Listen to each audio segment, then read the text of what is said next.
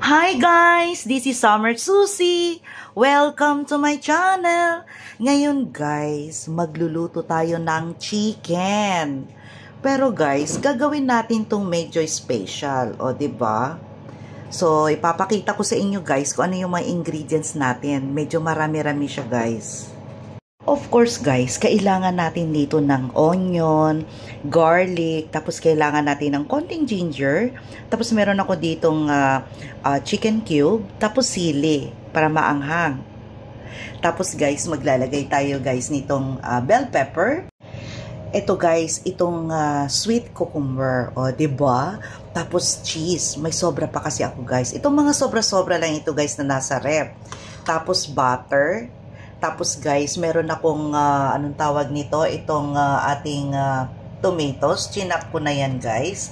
Tapos guys, itong ating chicken. One whole chicken. Tapos minarinate ko na po siya guys. Nilagyan ko siya ng salt at saka pepper. And also a little of lemon. Ayan. Tapos guys, meron din tayo nitong ating potato. And also the carrots. Tapos guys, maglalagay tayo guys ng konting peanut butter. Tapos toyo. And then maglalagay ako ng konting oyster sauce at saka patis. Ayan.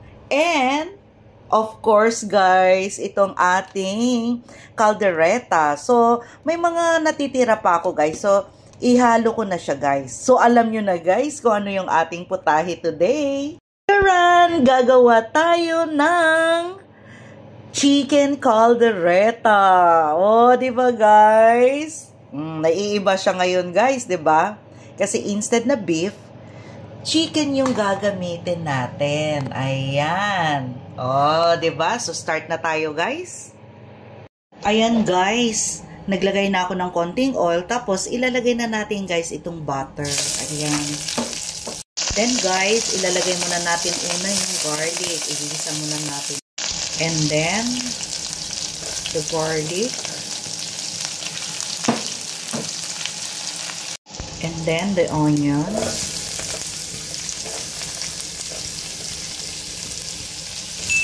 Tapos, hintayin natin to guys, na mag-translucent yung ating onion bago ilagay yung ating chicken.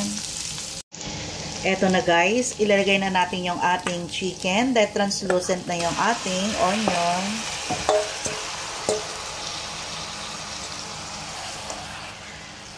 So, hintayin natin guys na maging brown itong ating chicken. Okay? So, we will wait this to cook for about 5 minutes to make it brown. And then, we will cover it guys, okay? Guys, after 5 minutes, check natin. Ayan, baliktarin natin guys. Ayan, lahat na sila baliktad guys. Na-turn na, ano na natin siya. Okay, takpan ulit natin for 5 minutes. Guys, check na natin guys. Ayan. Nag-produce na siya ng water. So, ngayon guys, ilalagay ko din tong ating tomato. Yan. Kasi ito yung magsisilbing parang sauce natin. Pandagdag dun sa ating caldereta sauce. O, diba? Lagyan muna natin guys ng 4 cubes. Then, itong ating caldereta sauce. Ayan. Lagyan natin yung ating mamasita in sachet. Binilyot ko siya guys sa hot water. Ayan. So, ibuhos na natin. Pandagdag din siya guys sa sauce para dumami. Medyo, gusto namin medyo may sabaw-sabaw konti. Then, ilalagay natin itong ating cucumber. Ayan. Yung maliliit ito guys ha. Tapos,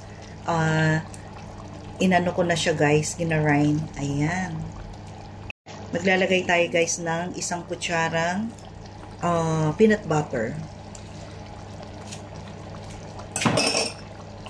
And mix.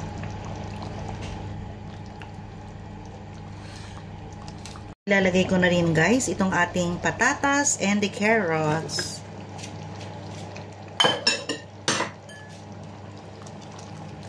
And then, we will simmer it for about 10 minutes. Ayan. Guys, ilagay ko pala itong ating sili para medyo maanghang na siya. Ayan.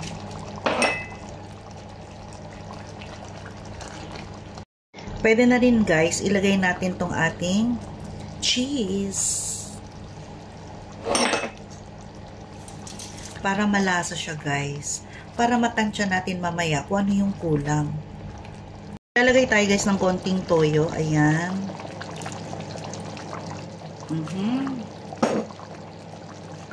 Then, haluin.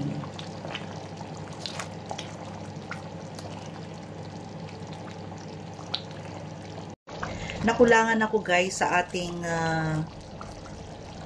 peanut butter. Lalagyan ko siya ng another 1 tablespoon.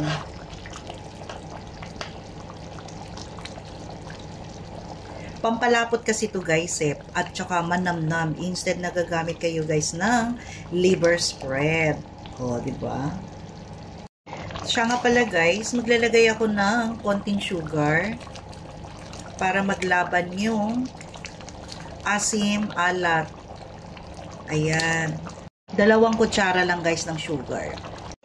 Guys, tikman natin. Ang sarap guys, banyaman. Chicken caldereta siya ngayon. Sarap.